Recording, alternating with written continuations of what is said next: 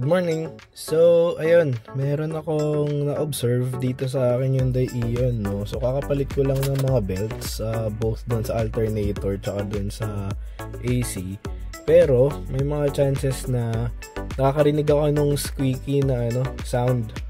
I think kailangan lang yung i-adjust, no? Parang ganito. Tingnan natin. May mga... Yan, naririnig niyo ba yun?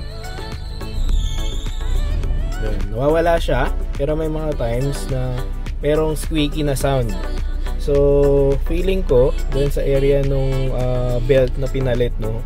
Akala ko nung una hindi pa lang naglalapat ng gusto, no? Pero feeling ko, kailangan lang nating i-adjust yung adjustment area nung belt para ma-resolve yung issue. Or kung hindi man, try natin i-assess kung ano pa yung mga pwedeng factor bakit meron nung squeaky sound.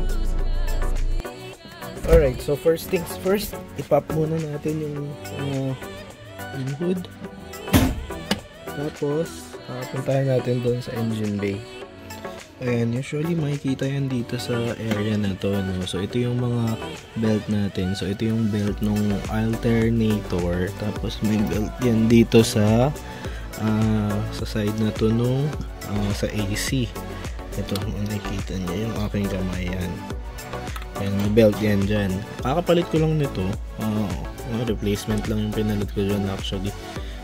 Tapos meron ditong adjuster. So ito yung part na ihigpitan natin ng bahagya, no? So I think itong sa alternator na side yung may mga chances na lumuluwag kasi bago pa nga. So try lang natin itong higpitan. Kailangan lang natin luwagan using 12mm na close and open na wrench. Luwagan lang muna natin to para mahigpitan natin itong part na to. Higpitan natin mamaya. Tapos trial and error, test lang tayo. So manuwag na. Then itong part naman na to, ayan, try lang natin siyang higpitan. So dito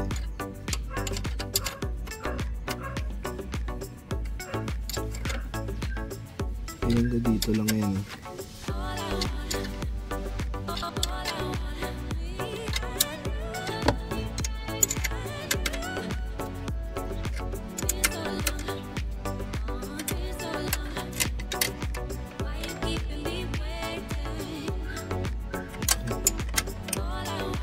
Test muna tayo. Kung wala dito yung problema, pag wala dyan yung problema, then tsaka tayo mapunta dun sa kabilang adjuster. Ayan, so tapos ko nang higpitan yung adjustment doon sa alternator belt. Magta-trial and error ako. Susubukan ko muna ngayon kung mawawala na. Kung hindi man, then i-assess natin yung ibang part, no? So, wala naman akong problema pag tina-turn on ko yung AC. Just so happen, pag nagta-turn on ako ng sasakyan, may mga chance na may squeaky sound, no? So yun muna yung i-assess natin since hinigpitan ko na siya ng konti. Alright, wala na. Try natin i-rev. Alright, so ganun lang kasimple, no?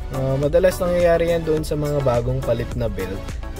May mga chance kasi na para siyang may mga yung tension niya ba lumalambot, so dumudulas ngayon yung belt, so may chance na yun yung nagpo-produce ng squeaky na sound.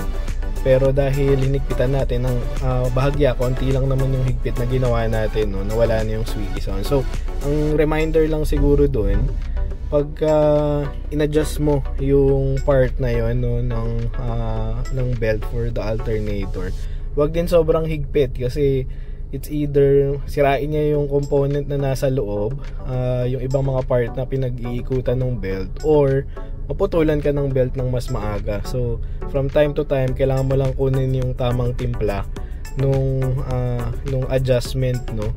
Pagka sobrang ingay pa din, then yun, adjust, and you just have to check kung tama na ba yung tension nung belt doon sa mga component na iniikutan niya.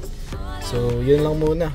Mukhang nadali naman natin yung mukhang nadali naman natin yung problema. So thanks for watching.